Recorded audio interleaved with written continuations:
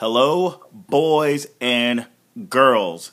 You are listening, if you're on Stitcher, SoundCloud, or iTunes, and watching, if you're viewing on YouTube, Peter Talks, ROH, All-Star, Extravaganza 7.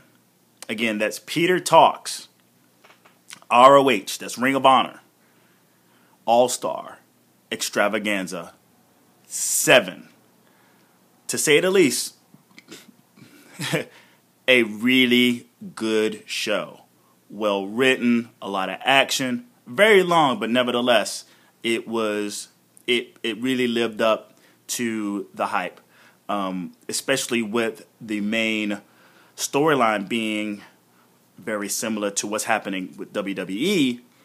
The World Heavyweight Champion and the television champion, who is Jay Lethal, to defend his belts, both belts, against Bobby Fish and Kyle O'Reilly.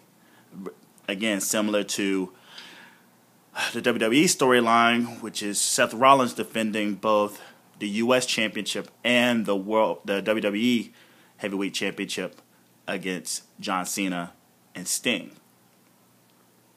A lot of wrestling this weekend. I actually forfeited watching football today just so I can watch this, give you a review, and then give a reaction video of tonight's events. I think I'm going to stick to the 2 title defenses that Seth Rollins is in, and maybe, just maybe, the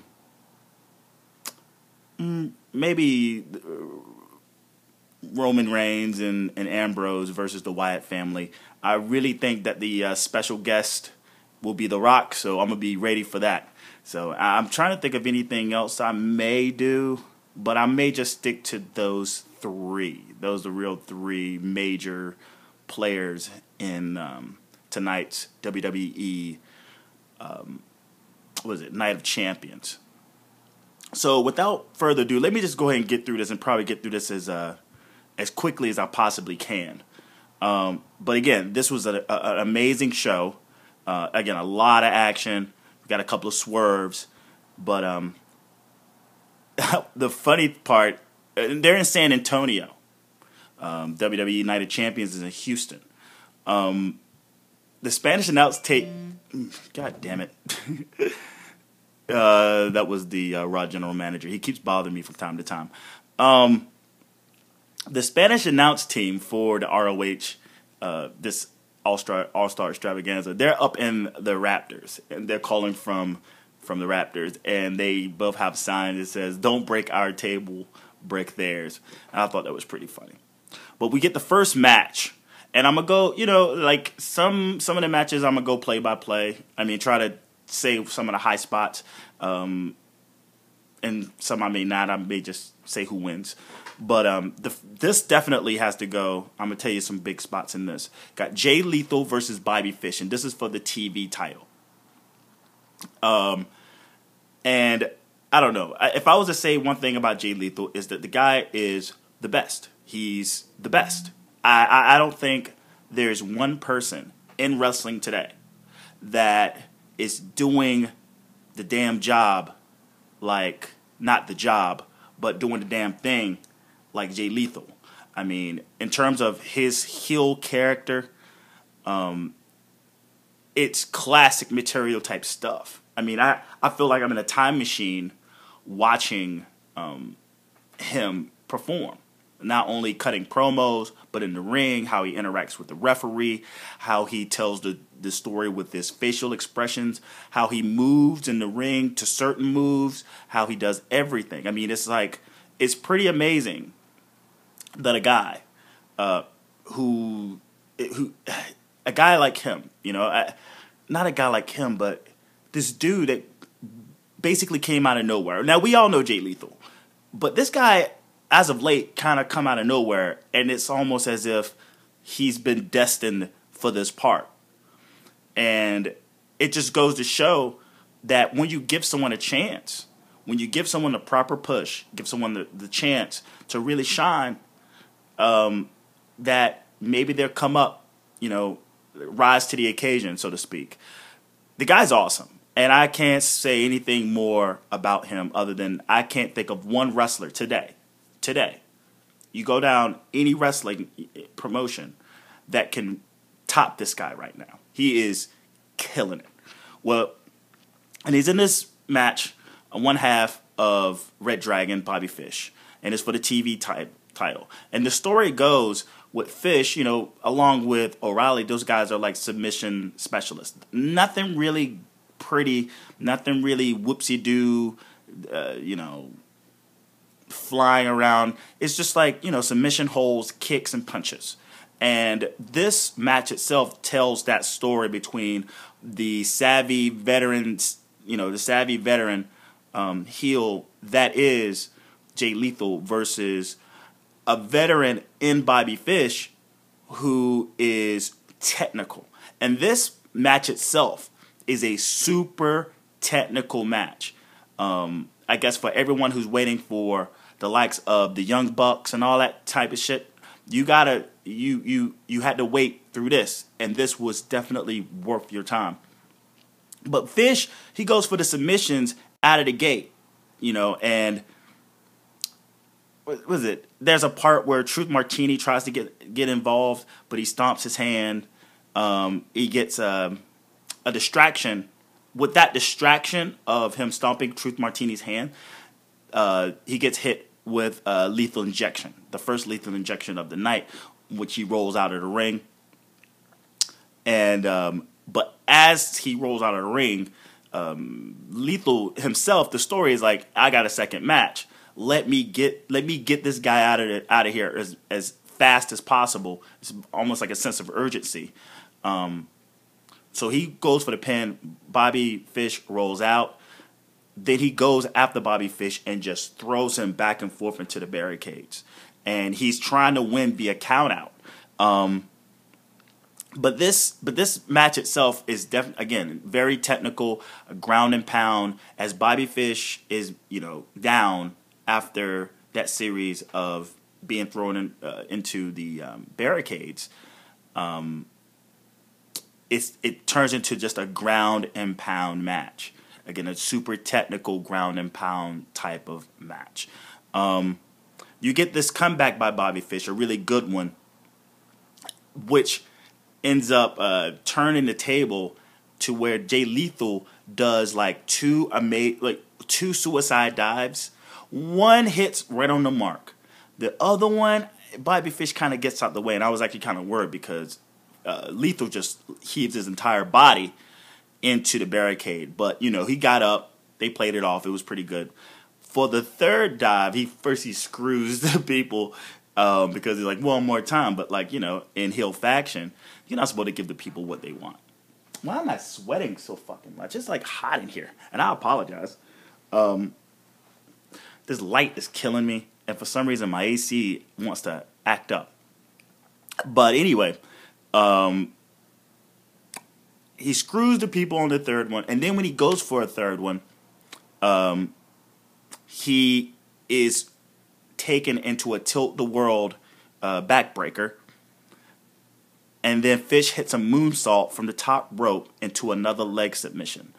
We end up getting a lethal combination into Hell to the King, and Hell to King is basically a elbow, because he used to be the machismo, Macho Man Randy Savage, so he still does that move and to call out like his past in his previous gimmick,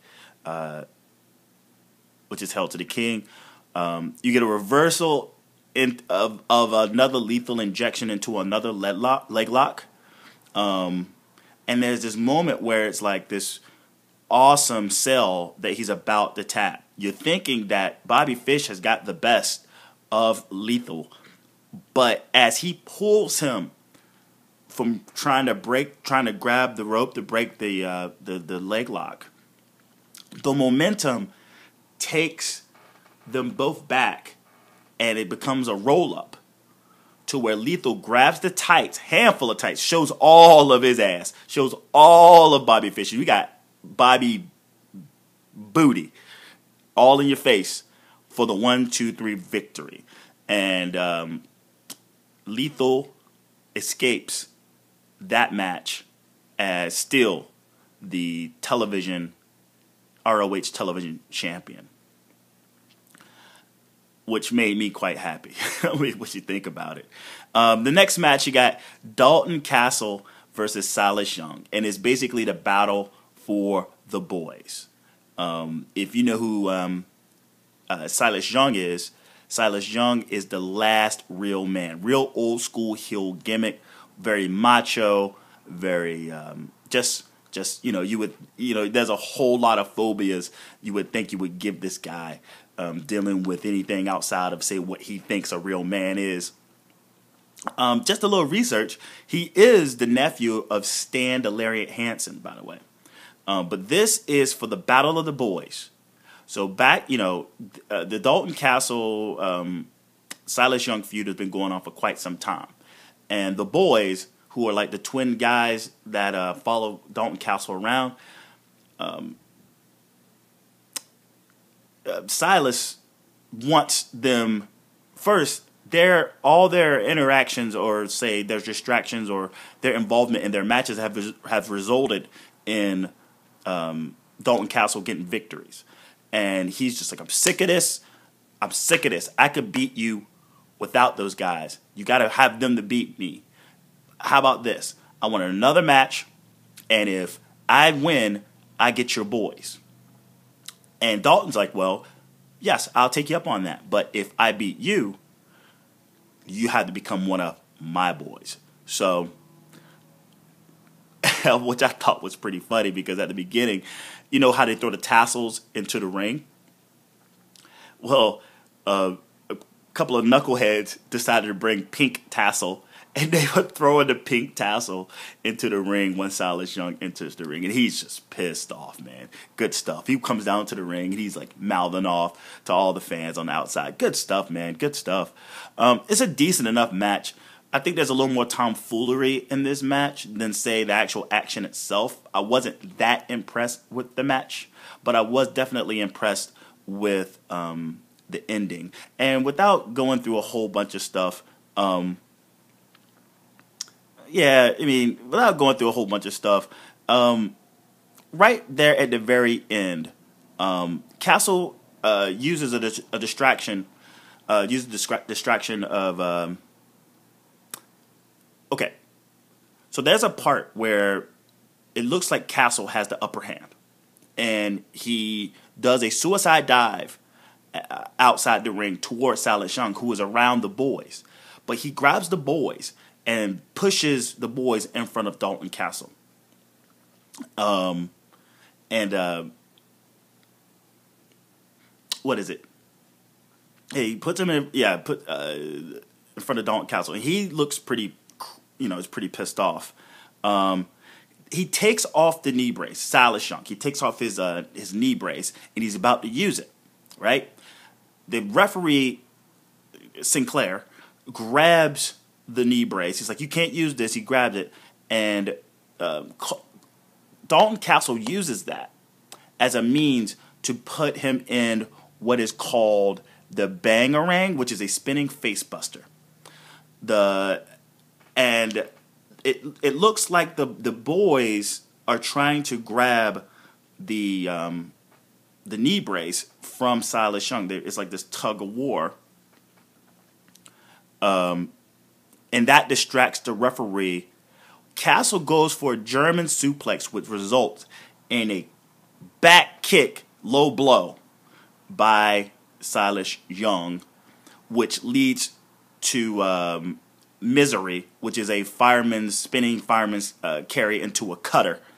And that's the 1-2-3, and Silas Young wins, and he gets the boys. And he grabs them up, and he's like, now it's time for you guys to be a man. And he leaves out.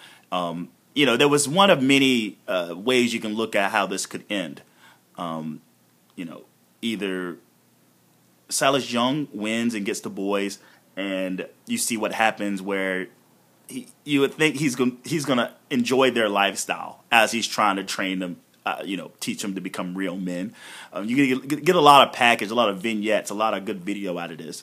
Or he could have been one of the boys, which I think wouldn't have gotten too many legs, because we've seen this kind of like reluctant person in like in a position that he doesn't want to be in. You can't get so much legs out of it, but you can get a lot of legs out of Silas winning and having like a really interesting storyline going on that could in fact turn on its head. So yeah, this is one. We'll see what happens with this. We get the Briscoes versus a mystery tag team, and we don't know who the mystery tag team is. I mean, it's all a ruse just to get the Briscoes on the show because they're a bit of a staple to ROH. It's kind of hard not to have them out there. You think it's the Decade. They come out, and it's Adam Page and BJ Whitmer. Page is in an arm sling, and Whitmer is in crutches. And they come out to basically say, we're not here to wrestle you jabronis. We're here to be on commentary. Then the Romantic Touch comes out, which is, he's so awesome. And first he demands a kiss on the cheek from one girl in the stands. Then he gets a kiss from another girl. He kind of sneaks in a kiss. Then he just runs up on the girl and just makes out with her in the stands, which is pretty funny. God damn, I hate that I'm sweating. I apologize, man. This is actually kind of embarrassing. But then he gets thrown out of the ring like some jabroni. And then we get the return of All Night Express. All Night Express have been gone for 3 years. And it is the tag team of Rhett Titus, who in fact was the Romantic Touch, and Kenny King of TNA fame. Apparently before TNA, he was in Ring of Honor in this tag team called the All Night Express. Kenny King himself is a 2-time TNA X Division champ and part of the Beatdown clan of TNA. But yeah, Rhett used to be the Romantic Touch. As a tag team, the both of them were tag team champs one time. And the story is that when Kenny King left the company, they didn't lose the belts. I guess they left them up in abeyance once Kenny King got his contract with TNA. Here we go. There's a part where Whitmer talks about King leaving the company, and he's pretty sore the whole time about how people are excited that Kenny King is back. He's like, well, he's turned his back on the company. They keep Rhett. They cut the ring off on Rhett, and it's like old school Briscoe, like just cut the ring off, beat down Rhett. You get a hot tag into Kenny King. King blocks the Doomsday device. You got a suicide dive from Jay Briscoe to Kenny King, and then we get a really cool Rhett senton over the rope over onto Jay Briscoe, and then we get Mark hitting a blockbuster to Rhett off the apron, and then All Night Express gets the pin on the One Night Stand. They beat the Briscoes with One Night Stand, which is a power bomb into a diving net breaker combo, and which is considerably an upset once you think about it, because again, it's the Briscoes. The Briscoes are multi-time tag team champions. These guys are just coming back. I thought that they were going to give the Briscoes the win, being that these guys are just returning, but make it like a hard fought match between the two groups. But they give the rub to All Night Express. It looks like they're going to be another part of that really awesome tag team division of ROH. I mean, it's leaps and bounds above and beyond anything that the WWE has in terms of its tag team roster. Then you got Page coming in. Adam Page comes in after the match low blows the living shit out of Jay Briscoe, and then ambushes Mark, and then he's just stomping away. But then in ANX, All Night Express, comes back for the save, and then they shake hands. This is awesome chance. We'll see moving forward if this returning feud between the two tag teams will continue. Next up, we got Cedric Alexander with Veda Scott versus Moose with Stockley Hathaway. And if you've been keeping up with that storyline, since Cedric Alexander's heel turn, he's actually teamed up with Veda Scott. Veda Scott has offered 2 wins to Cedric Alexander in aid by giving him a wrench by knocking out Moose 2 times. The first time was him beating the undefeated streak. Second time was just another match they had in terms of to continue this feud. So they get to a situation now. He's like, fuck that. Let's make this a no DQ match. All right? Fuck the dumb shit. No DQ. And it's exactly what it was. This was a very, very, very vicious match. Like, this was a hardcore match. It's hard. It definitely did its job if you're into that kind of thing. We get ladders out. We get chairs out there. We get tables out there, everything. There's a spot where Moose lands on the ladder because he sets up a ladder on a chair on outside, and he's laid out Cedric Alexander on the ladder.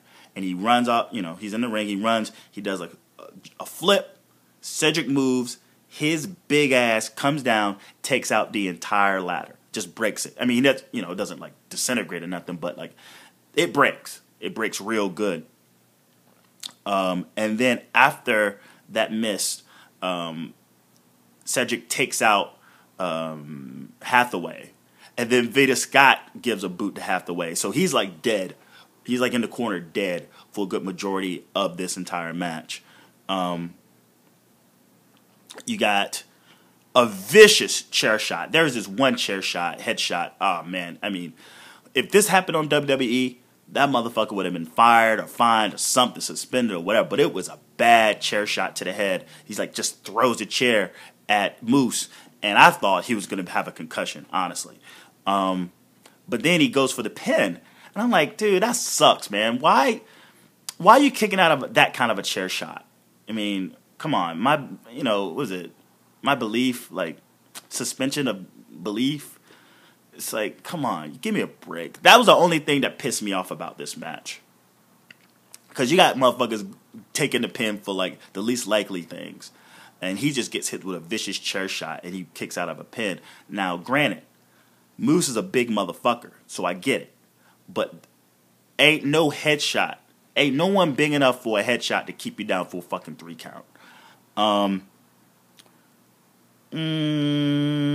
What happens here? There's a real good spot where there's a coast-to-coast springboard drop kick to the face of Moose as Veda Scott holds the chair. Like he just springboards the entire fucking ring. That looked pretty good.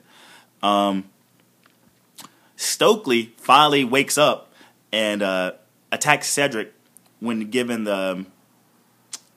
he was given the big wrench. And then Veda jumps on his back as he's in the ring. He backs her ass up into the corner. Cedric then goes at Stockley with a kick, with a running drop kick that actually connects with Veda as Stockley gets out the way. Stockley just hauls off and knocks the living shit out of Cedric. And it sets him up because meanwhile there's a table set up in the corner. Moose just spears him through that motherfucker like no other. Beautiful spot. Place fucking erupts. 1, 2, 3 count. Moose gets the victory. They have to carry Veda Scott out. So Moose gets his victory back. Again, the series is right now is 2-1. Does this continue? Does it not? I would like to see at least one more match out of the 2, if not 2 more. If they're gonna do the whole best out of 5 like they're doing with this next match, Matt Sydal and ACH. But those two guys have great chemistry. Nevertheless, good wrestling. That was a good match. Something, if you haven't watched it, go back and watch it. But that table spot, that through the table, that fucking disintegrate. That place went nuts. So, and you have a best out of 5 series with Matt Sydal and ACH. I'm not sure how this was all set up. I watch the ROH product every once in a while, but apparently just out of like pure sportsmanship, there's a program between the two where it's a best out of 5 series. Right now, until this match, it was 1-1, and I guess this is like the third match, and it's on this pay-per-view. I guess the next two, well, I guess the next after this match, I'm not sure when, but I'm not sure what even the prize is. I guess it's just, well, I'm better than you out of 5 matches. Either way, I just go ahead and say ACH wins this. He wins with a brainbuster into a Midnight Star from the top buckle for the pin. So right now the count is 2-1 in ACH's favor. The only thing during this match is that Sydal is normally like really vanilla. He's like a super vanilla babyface. And you never really get him to show any kind of real emotion. But through this entire match, he's kind of playing like mind games with ACH. And you could tell through his posture, just the way that he reacts to certain things, that he's healing it up to a certain degree. And I'm just like, wow, this is like a Matt Sydal I've never seen. I hope we get more of it, because I don't think I've ever seen him outside, even when he was born on the WWE. He was just such a vanilla babyface. So if this is going to be his heel turn moving forward, I'm looking forward to where they can go with it. Because the best heels, I tell you, the best heels are the most vanilla babyfaces out of nowhere. I guess, you never know until you put them in a situation. It's almost like, real serious actors playing in comedy roles, or vice versa. You get a comedy figure that plays a serious role, you'll probably get some of the best entertainment because it's not expected, and it's probably something they've been sitting on to do for quite some time.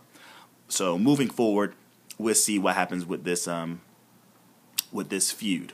Again, ACH, all he needs is one more win, but it's going to go 5 matches. All right. We get the Young Bucks versus the Addiction versus the Kingdom with Maria Kanellis. And this is a triple threat for the World Tag Team Championships of the world. And you basically, this is a lot of shit going on here. A lot of shit going on. There's what is it? The match itself is all over the place. There's a spot where Maria Kanellis gets popped by Daniels. It's just, she always gets somehow she always gets knocked out. And you know what's funny? Because anyone who has issues within the world of wrestling when a man hits a woman, I just go, get over yourself, okay? This is theater. Now, if you're thinking this promotes some kind of like physical violence towards women, you need to really stop watching wrestling, all right? Because once you think about it, when these women get themselves in these situations, whether it's an intergender match and, like Candice LaRue and PWG, what you're doing is you're getting either heat, babyface heat, or heel heat whenever there's physical interaction. The woman is putting herself in that position to sort of either get the heat or give the heat. And Maria, as fine as she is, she always puts herself in that situation. And that's part of her gimmick. There's no promotion of women violence to women. It's a comedy shtick. So if anyone gets all butthurt over her getting popped, obviously you don't watch ROH too often when she's involved, because she gets super kicked, she gets power bombed, she gets everything. And kudos to her for getting in there with the boys and taking those bumps. That's all I say that, and I'll leave it at that. But what happens after she catches a stiff one? from Daniels. Bennett just gets upset because that's his wife. In real life, that's his wife. And he gets mad. He goes after Daniels, which knocks out the referee. And then as the referee is knocked out, we get a guy showing up in a red KRD mask in a hood. You're thinking he's there to basically assist Daniels and Kazarian. But in fact, he super kicks. What is it? Yeah, he hits a future shock on Daniels. Yeah, he hits him with the future shock, which is who's the guy? God damn it! Because the third member of KRD is Frank. What the hell is his name? Page. Is it Page? The fuck. Either way, it doesn't even matter. The guy that normally is with them, who came over from TNA, it hit me before this is over, and I apologize for those who are listening and like, well, what the fuck, man? But yeah, it's just a brain fart. But nevertheless, the guy, when he comes out, he leaves, and I'm like, that looks like fucking AJ Styles. That's not the other dude.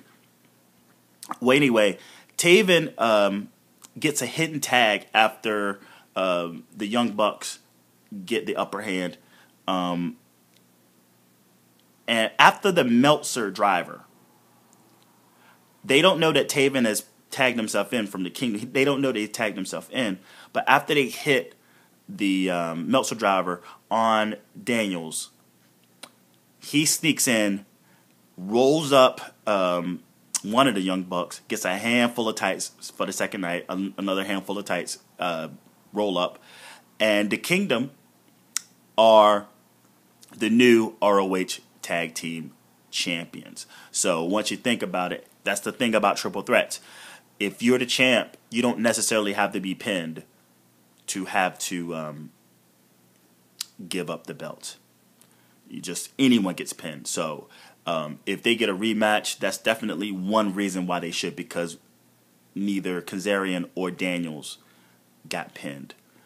We get a tornado-style fatal four-way between Adam Cole, Roderick Strong, Michael Elgin, and AJ Styles. And it's for the number one contendership, whoever wins between Kyle O'Reilly and Jay Lethal for the World Heavyweight Championships. Tornado-style rules. It's all over the place. Too many spots for even to mention in this. But it turns out that AJ Styles wins with the style clash on Adam Cole. So, Roger Strong had his chance. Michael Elgin is trying to get back in the good graces of the ROH fans. Apparently, he went over to New Japan for the G1 Climax. Really did a good job. He's back in ROH with a new, confidence, a new. I'm not gonna say it. I'm not gonna say swagger, but he has a new attitude, and he's really doing a good job. It's like he got his. It's like whatever, man. I don't even want to say. I don't want to say swagger. I hate saying that fucking word, but that's the only thing I can really come up with. He got his groove back, if I can say anything. Like Stella. He's Stella. He's getting his groove back.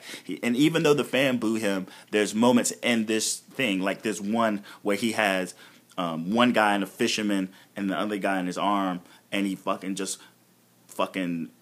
throws them both back. And that's some awesome shit. So he's trying to win the crowd back over. But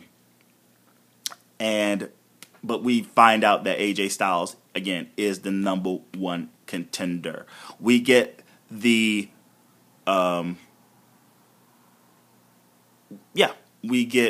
by the way, and Adam Cole is kind of like one of the favorites.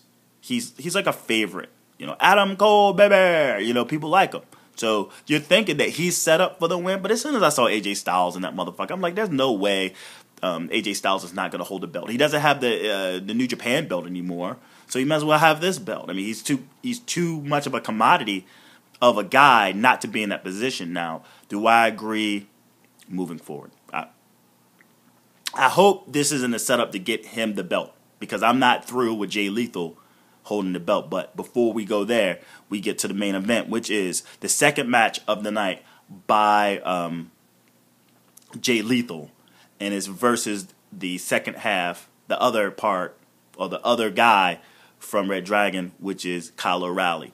This is his first ever ROH championship match, and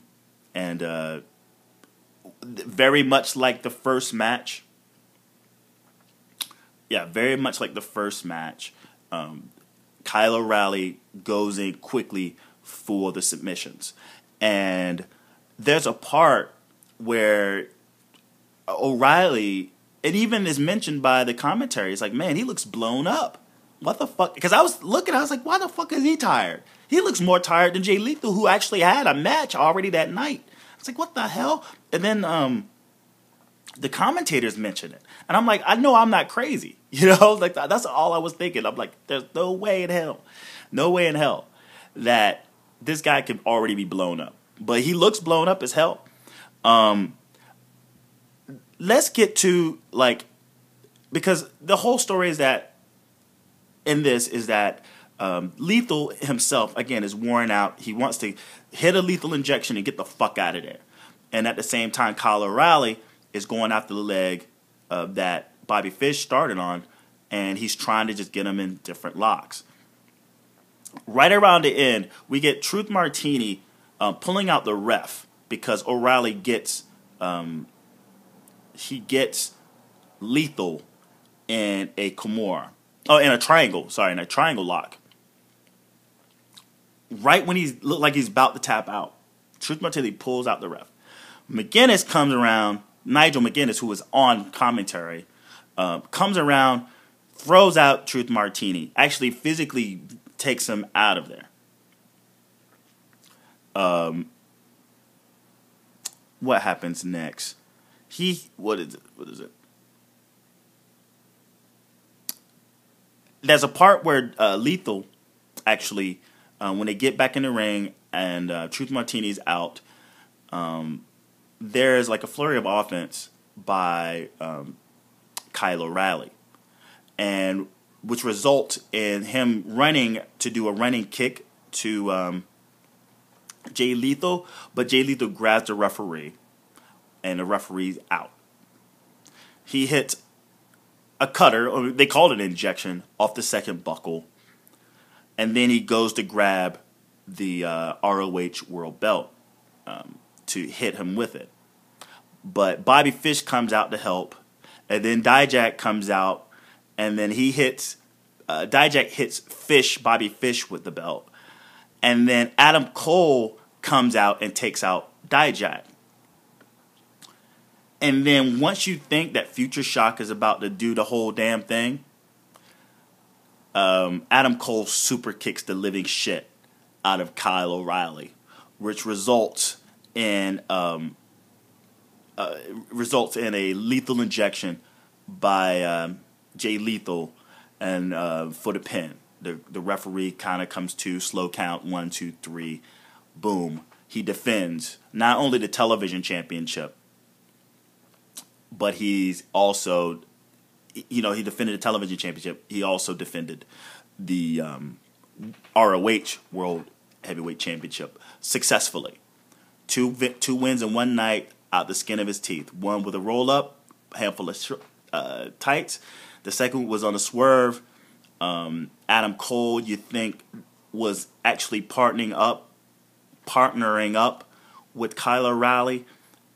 It looks like there was a little dissension within the Kingdom.